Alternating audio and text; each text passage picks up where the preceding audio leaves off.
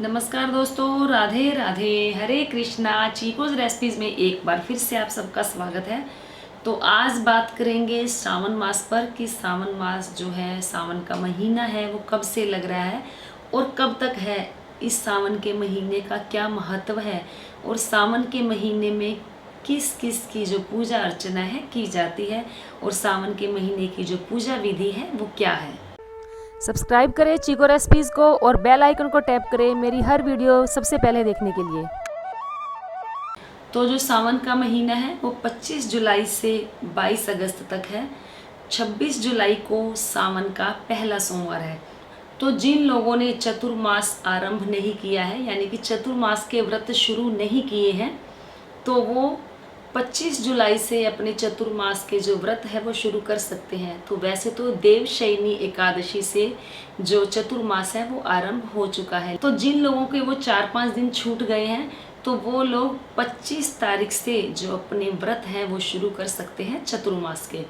तो चलिए अब पूजा विधि की बात कर लेते हैं, फिर उसके बाद बात करेंगे कि सावन के महीने के व्रत की।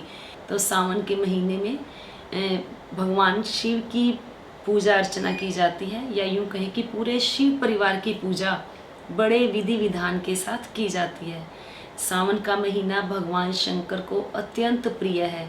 इस महीने में आप देखते हैं कि चारों तरफ हर्षोल्लास होता है, प्रकृति भी अपना अलग ही रंग दिखाती है। वर्षा ऋतु होती है, सब तरफ हरियाली ही हरियाली होती है। ऐसा लगता है कि मानो प्रकृति ने अपना श्रृंगार स्वयं ही कर लिया हो। तो सावन के महीने में जो भगवान शंकर की पूजा अर्चना करते हैं जो भक्तजन, तो भगवान शंकर उन पर बहुत जल्दी प्रसन्न होते हैं, क्योंकि सावन का महीना भगवान शंकर को अत्यंत प्रिय है। और वैसे भी भगवान शंकर भोले भाले हैं, तभी तो इनका नाम भोले शंकर है। तो ये भक्तों पर जल्दी प्रसन्न होते हैं और जो उनकी इच्छाएं हैं, उनकी मनोकामनाएं हैं, वो पूर्ण करते हैं। और सावन के महीने में ही जो लोग हैं वो कांवड़ लेने जाते हैं, हरिद्वार भी जाते हैं, नीलकंठ भी जाते हैं, वहाँ जाकर कांवड़ चढ़ाते हैं कुछ लोग तो, और कुछ लोग वहाँ से कांवड़ लेकर आते हैं और अपने घर के आसपास जो भी मंदिर है वहाँ पर वो कांवड़ चढ़ाते हैं। हर तरफ बम बम बोले के जो नारे हैं वो सुनने को मिलते हैं कि हर जगह भगवान शंकर का ही कह दो कि बोलबाला ही होता है सावन के महीने में। तो पूजा विधि यही है कि मान लो आपके घर में शिवलिंग है तो घर पे शिवलिंग की पूजा भी कर सकते हैं। अगर शिवलिंग नहीं है, स्थापना करने चाहते हैं, तो आप सावन के महीने में शिवलिंग लाकर उनकी स्थापना कर सकते हैं। अगर आप घर के आसपास कोई मंदिर है तो वहाँ जाकर पूजा कर सकते हैं। पूजा विधि बिल्कुल साधारण सी है, बिल्कुल सरल तरीके से आप भगवान शंकर की पूजा अर्चना कर सकते हैं। तो आपने देखा ही होगा कि मैं जो भी पूजा विधि बताती हूँ बिल्कुल सरल और आसान तरीके से बताती हूँ। सिर्फ आपको करना क्या होता है कि आपका मन शांत होना चाहिए, एकाग्रचित होना चाहिए और आपका जो भाव है वो शुद्ध होने चाहिए। तो आपकी जो भी पूजा करते हैं वो सफल होती ही होती है। तो जी सबसे पहले पूजा विधि यही है कि सुबह जल्दी उठें। जल्दी उठने के बाद आप भगवान शंकर की पूजा अर्चना करें या मंदिर में जाकर करें। उसके लिए आपको एक तांबे का लोटा लेना होता है। तांबे का लोटा लेकर उसके अंदर आप जल डालें और गंगा जल डालकर भगवान शंकर को पहले जल अर्पित करें। तो या उसके अंदर आप जैसे हल्का सा कच्चा दूध भी डाल सकते हैं, तो उससे अच्छी तो और कोई बात हो ही नहीं सकती। तो वो गंगा जल, पानी और थोड़ा सा कच्चा दूध डालकर आप भगवान शंकर का जलाभिषेक करें। तो भगवान शंकर तो ऐसे हैं कि वो जलाभिषेक से ही प्रसन्न हो जाते हैं। सावन के महीने में रुद्राभिषेक भी करवाया जाता है, दूध से करवाया जाता है, दही से करवाया जाता है, घी से करवाया जाता है, शक्कर से करवाया जाता है और गन्ने के रस से भी जो रुद्राभिषेक है वो करवाया जाता है।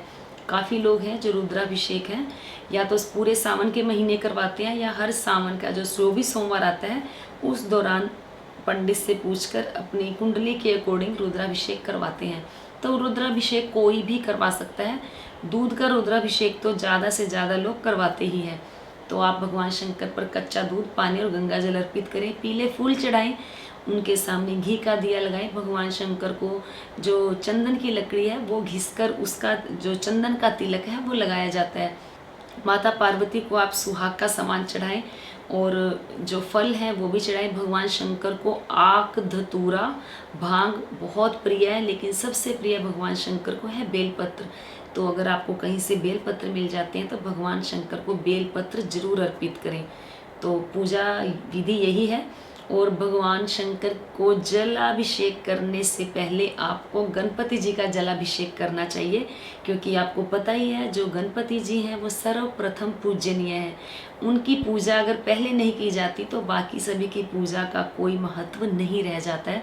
तो सबसे पहले भगवान गणपति जी का जलाभिषेक करें, फिर भगवान शंकर का, फिर माँ पार्वती का, फिर कार्तिकेय का जलाभिषेक करें, क्योंकि पूरे शिव परिवार की पूजा बड़े विधि विधान के साथ की जाती है।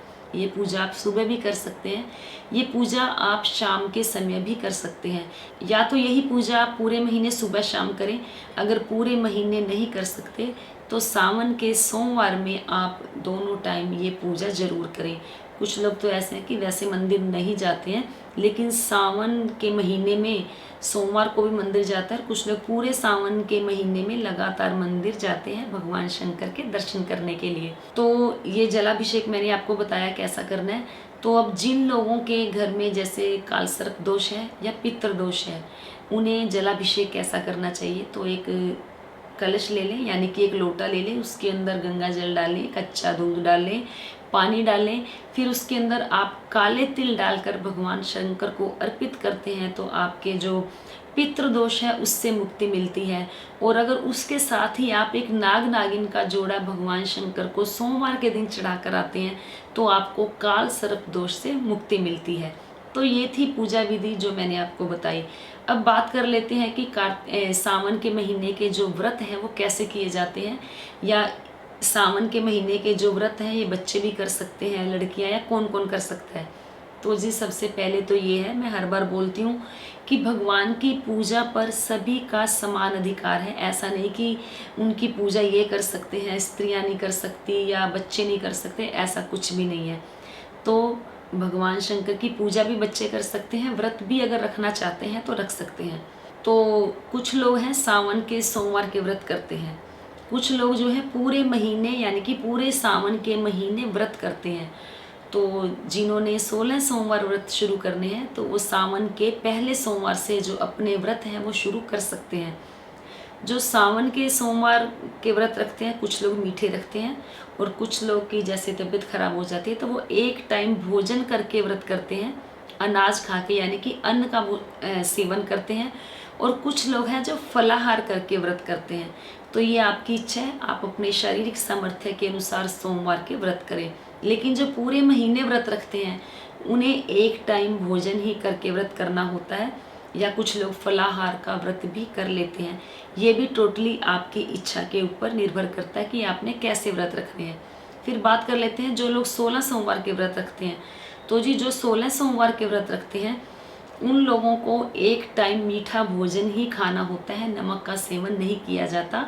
गेहूं के आटे के पराठे बनाकर उसका चूरमा बनाया जाता है, गुड़ का, तो उसके 3 हिस्से किए जाते हैं। इतना ही लिया जाता है आटा कि उसके 3 हिस्से हो जाएं, जितना आपने खाना है, क्योंकि शेयर जो है वो बराबर बराबर होगा। एक शंकर भगवान को चढ़ाया जाता है और एक को प्रसाद के रूप में बांट दिया जाता है, और एक जो हिस्सा होता है वो खुद को खाना होता है। तो आप उसी हिसाब से अपना प्रसाद बनाएं, खाएं और बांटें। तो लेकिन खाना उन्हें मीठा ही होता है। तो ये तो थे जो व्रत हैं जो मैंने आपको बताए कैसे किए जाते हैं। तो अब बात कर लेते हैं कि जो पूरे महीने व्रत करते हैं, सोमवार के व्रत रखते हैं, या जिन्होंने जो जो व्रत रखे हैं उनके उद्यापन कैसे किए जाते हैं। तो सबसे पहले तो जो 16 सोमवार के व्रत करते हैं उनका उद्यापन तो बाद में जाकर होगा, क्योंकि सावन के महीने में शायद इस बार 4 सोमवार ही है, तो उन्हें तो अभी आगे और भी व्रत करने होंगे।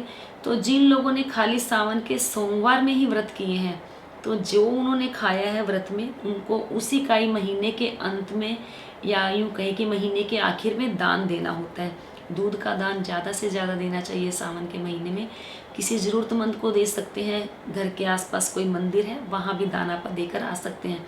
अगर आपने फल खाकर भोजन किया है तो दूध फल का दान दें, या तो आप महीने के आखिरी सोमवार को दे दें, जो भी लास्ट सोमवार आएगा सावन का तब दे दे दान, या जैसे पहला सोमवार आया आपका व्रत है तो उसी दौरान आपने फल और जो दूध है वो दान दे दे, या अगर आपने भोजन किया है तो भोजन का दान दे दे।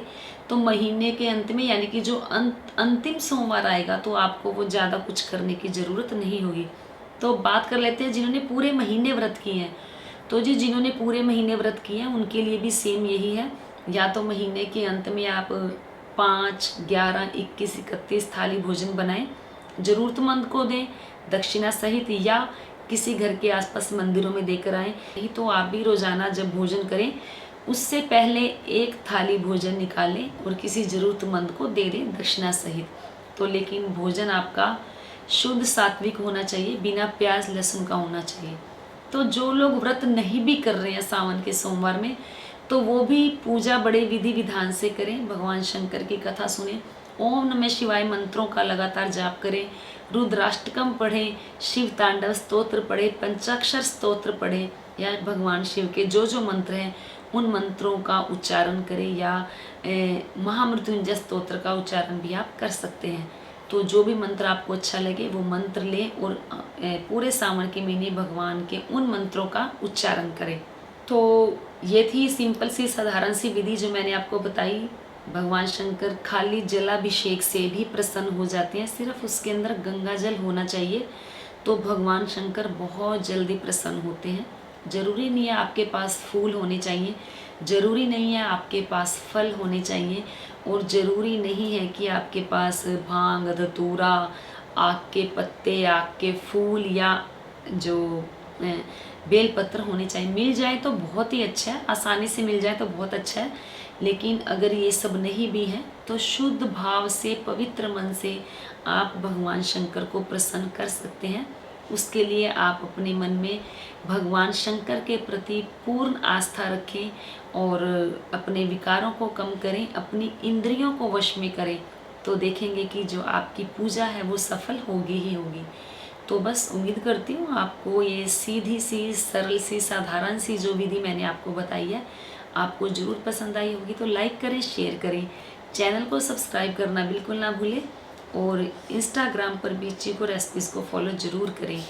तो आज के लिए इतना ही, फिर मिलते हैं। धन्यवाद। हरे कृष्णा।